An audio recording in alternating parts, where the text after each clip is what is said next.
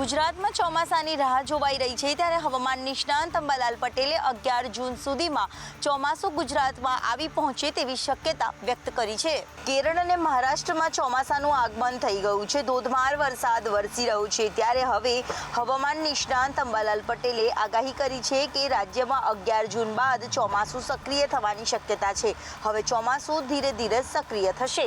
ચોમાસાની ગતિવિધિ માં થોડુંક બ્રેક લાગવાની શક્યતા છે, પરંતુ 10-11 તારીખમાં લગભગ બંગાળ સાગરમાં સિસ્ટમ છે અને આ સિસ્ટમની અસર ના કારણે કંઈક અંશે થોડો ભેજ ગુજરાત તરફ આવશે। દેશના ભાગોમાં છે અરબ સાગરનો ભેજ આવશે, એટલે લગભગ તારીખ 10 આસપાસ નબળું ચોમાસું આવવાની શક્યતા રહેશે અને 12 થી 15, 16 કે 17માં ગુજરાતમાં વરસાદ થવાની શક્યતા રહેશે। સુરતમાં તંત્ર સુધરવા માટે તૈયાર જ નથી। ખુલ્લી ગટરના કારણે એક બાળકનું મોત થઈ ગયું છે, છતાં પણ મેઇન રોડ ઉપર ગટરો ખુલ્લી રાખવામાં આવી છે। સુરત મહાનગરપાલિકામાં સામા ચોમાસે ઘોર નિંદ્રામાં હોવાનું સામે આવ્યું છે। માસૂમ કેદારના મોત બાદ પણ સુરત મનપા તંત્ર નથી સુધરી રહ્યું। દિલ્હી ગેટ મેઇન રોડ ઉપર ઢાંકણ વગરની ખુલ્લી ગટર જોવા મળી હતી। મેઇન રોડ પર ગટર ખુલ્લી હોવાથી ગમે ત્યારે અકસ્માત સર્જાઈ શકે છે। 15 ફૂટ ઊંડી ગટર ખુલ્લી મૂકી દેવામાં આવી છે। કોઈ પણ બેરિકેડ લગાવવામાં નથી આવ્યા। હજારો વાહનની અવરજવર વચ્ચે મોતની ખુલ્લી ગટર અહીંયા જોવા મળી રહી છે। પાલિકા પોતાની બુદ્ધિનું પ્રદર્શન કરતા દ્રશ્યો સામે આવી રહ્યા છે। આપને જણાવી દઈએ કે થોડા સમય અગાઉ ખુલ્લી ગટરમાં કેદાર નામના બાળકનું પડી જવાથી મોત થયું હતું। આઈપીએલની ફાઇનલ વચ્ચે શાળાને બોમ્બથી ઉડાડવાની ધમકી મળી છે।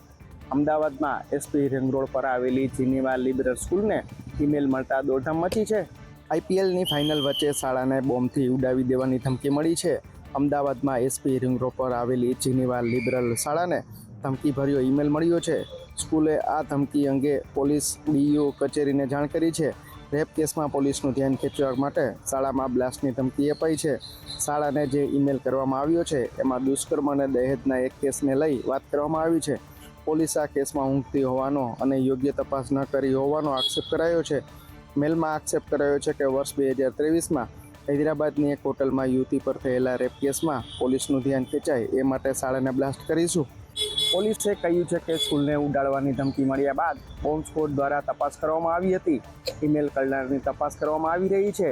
ઈમેલ કરનાર સામે ગુનો નોંધવામાં આવશે। ગાંધીનગરમાં પંચાયત હસ્તકના આરોગ્ય કર્મચારીઓની બેઠક યોજાઈ, જેમાં ગ્રેડ પે સહિતના મુદ્દાઓને લઈ ચર્ચા કરાઈ। પંચાયત હસ્તકના આરોગ્ય કર્મચારીઓની પડતર માંગણીઓ મામલે આરોગ્ય વિભાગ સાથે આરોગ્ય કર્મચારી મહાસંઘની બેઠક યોજાઈ હતી।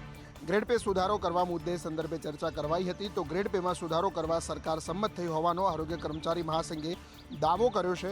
તો હવે આ મામલે આરોગ્ય મંત્રી ઋષિકેશ પટેલ અને મુખ્યમંત્રી ભૂપેન્દ્ર પટેલ સાથે મુલાકાત કરી આગળની ચર્ચા કરશે।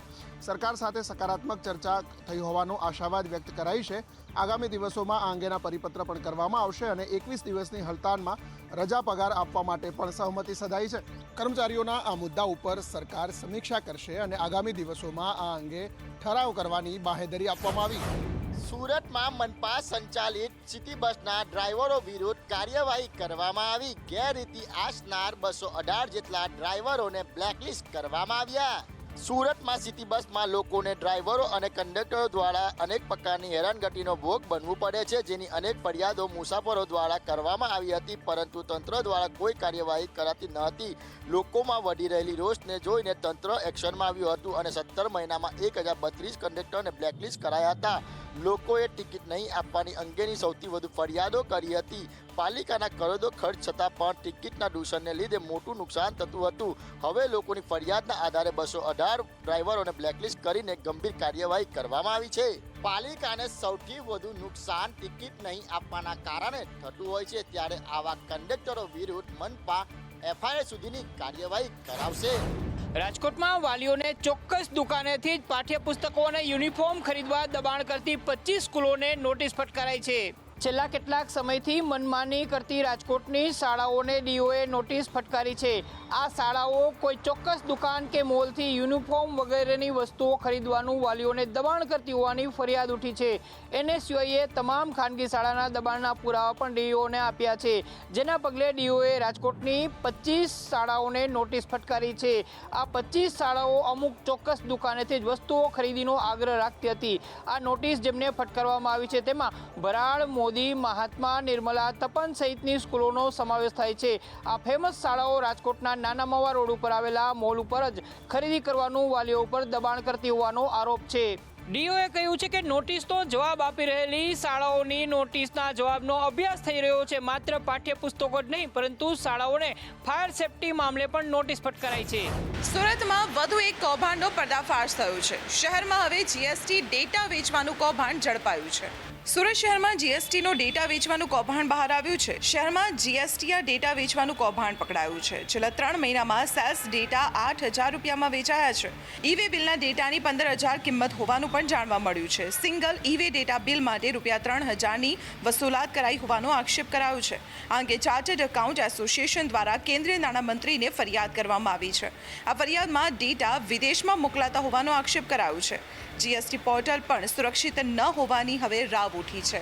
રાજ્યમાં સમગ્ર મહિના દરમિયાન વેપારીઓ દ્વારા જે ખરીદ વેચાણ કરવામાં આવતું હોય છે તેની તમામ વિગતો GSTR 1માં ભરવામાં આવતી હોય છે. આ અંગે ચાર્ટર્ડ એકાઉન્ટ એસોસિએશન દ્વારા કેન્દ્રીય મંત્રીને રજૂઆત કરાઈ છે. ભરૂચમાં બહાર આવેલા મનરેગા કૌભાંડ મુદ્દે સાંસદ મનસુખ વસાવા ખુલીને બોલ્યા અને સિસ્ટમની કામગીરી પર અનેક સવાલ ઉઠાવ્યા છે. ભરૂચમાં બહાર આવેલા ચકચારી મનરેગા કૌભાંડ મામલે પોલીસે તપાસનો ધમધમાટ શરૂ કર્યો છે. બીજી તરફ સમગ્ર કૌભાંડ અંગે ભરૂચના સાંસદ મનસુખ વસાવાનું પણ નિવેદન સામે આવ્યું છે. મનસુખ વસાવાએ જણાવ્યું કે મનરેગા યોજના હેઠળ જે કામો થાય છે તેની તપાસ તાત્કાલિક નથી કરવામાં આવતી, પરંતુ 2-3 વર્ષ પછી તપાસ થાય છે, જે અયોગ્ય છે. સરકારે મનરેગા જેવી યોજનાની સફળતા માટે યોગ્ય સિસ્ટમ બનાવવી પડશે. હાલ આ કૌભાંડની તપાસ માટે થઈને સ્પેશિયલ ઇન્વેસ્ટિગેશન ટીમ એટલે કે સીટની રચના કરવામાં આવશે, જે અંગેની માહિતી આગામી સમયમાં આપવામાં આવશે. ભાવનગરમાં દબાણ હટાવની કામગીરીને લઈ વેપારીઓમાં ભારે રોષ ફેલાયો છે. વેપારીઓને સરકારી કર્મચારીઓ ખોટી રીતે હેરાન કરતા હોવાનો આક્ષેપ લગાવવામાં આવ્યો છે. ભાવનગર શહેરના દીવાનપરા રોડ અને જમાદાર શેરીમાંથી ગેરકાયદેસરના દબાણો તોડી પાડવામાં આવ્યા હતા, જે મામલે વેપારીઓ મહાનગરપાલિકા કચેરી ખાતે દોડી આવ્યા હતા. તો વેપારીઓએ આક્ષેપ કર્યો છે કે થોડા દિવસો પહેલા જ અમે અન્ય લોકો દ્વારા થયેલ દબાણની અરજી આપી હતી, તો દબાણ હટાવની ટીમ દ્વારા અમને ખોટી રીતે પરેશાન કરવામાં આવી રહ્યા છે. વેપારીઓને ખોટી રીતે હેરાન કરવામાં આવતા હોવાના આક્ષેપો લગાવવામાં આવ્યા છે. તો મહાનગરપાલિકાની દબાણ હટાવની કામગીરીમાં વેપારીઓ અને કર્મચારીઓ વચ્ચે ખૂબ જ બોલાચાલી થતા મામલો ગરમાયો હતો. સમગ્ર મામલે વેપારીઓમાં ભારે રોષ જોવા મળી રહ્યો છે. તો મહાનગરપાલિકાની દબાણ હટાવ શાખાના કર્મચારીઓ પર ગંભીર આક્ષેપો પણ લગાવવામાં આવ્યા છે. વેપારીઓ અને કર્મચારીઓ વચ્ચે આ તકે શાબ્દિક ઘર્ષણ પણ સર્જાયું હતું. ઉનાળો પૂરો થવા આવતાની સાથે જ પૂર્વ અમદાવાદમાં પાણીની સમસ્યા સર્જાઈ છે. પીવાનું પાણી ન આવતા સ્થાનિકોમાં રોષ વ્યાપ્યો છે. સરસપુર રખિયાલ વિસ્તારમાં 10થી વધુ સોસાયટીઓમાં પીવાના પાણીની સમસ્યા સામે આવી છે. છેલ્લા 3 મહિનાથી વગર પાણીએ લોકોને ભારે હાલાકી ભોગવવાનો વારો આવ્યો છે, જેથી પીવાનું પાણી ન મળતા લોકોમાં ભારે રોષ જોવા મળ્યો છે. મહિલાઓ વહેલી સવારથી જ પાણીની ડોલ લઈને પાણીની રાહ જુએ છે. તો એએમસીને જાણ કરવામાં આવે તો તે ટેન્કર મોકલે છે, જેના લીધે લોકોને ઘણી રાહ જોવી પડે છે. સ્થાનિકોએ આક્ષેપ કર્યો છે કે કોર્પોરેટર અને અધિકારીઓ લોકોની વાત સાંભળતા નથી. અધિકારીઓના પગાર કાપવાની લોકો માંગણી કરી રહ્યા છે. અમદાવાદના નરેન્દ્ર મોદી સ્ટેડિયમમાં યોજાનાર આઈપીએલ ફાઇનલને લઈને અમદાવાદ નરેન્દ્ર મોદી સ્ટેડિયમ સજ્જ છે, ત્યારે આરસીબી અને પંજાબના ફેન્સ મોટી સંખ્યામાં સ્ટેડિયમમાં જોવા મળી રહ્યા છે. અમદાવાદના મોદી સ્ટેડિયમમાં આઈપીએલની પંજાબ અને બેંગલુરુ વચ્ચેની ફાઇનલ મેચ રમાઈ રહી છે, ત્યારે ક્લોઝિંગ સેરેમની ઓપરેશન સિંધુની થીમ પર ધમાલ મચાવી. તો આ મેચ જોવા માટે દેશ વિદેશથી લોકો ઉમટ્યા છે. સ્ટેડિયમમાં અનેક કલાકારો, સેલિબ્રિટીઝ જોવા મળી રહ્યા છે. આ મેચને જોવા માટે બ્રિટનના પૂર્વ વડાપ્રધાન ઋષિ સુનક પણ પહોંચ્યા છે.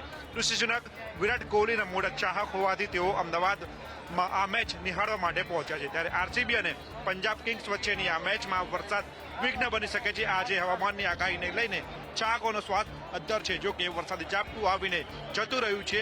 અત્યારે વરસાદ આવે અને મેચ બગડે તો આવતીકાલે રિઝર્વ ડે પણ રાખવામાં આવ્યું છે. વરસાદની આગાહી વચ્ચે પણ સ્ટેડિયમ ખચોખચ ભરેલું છે અને ક્રિકેટ પ્રેમીઓમાં ભારે ઉત્સાહ જોવા મળી રહ્યો છે.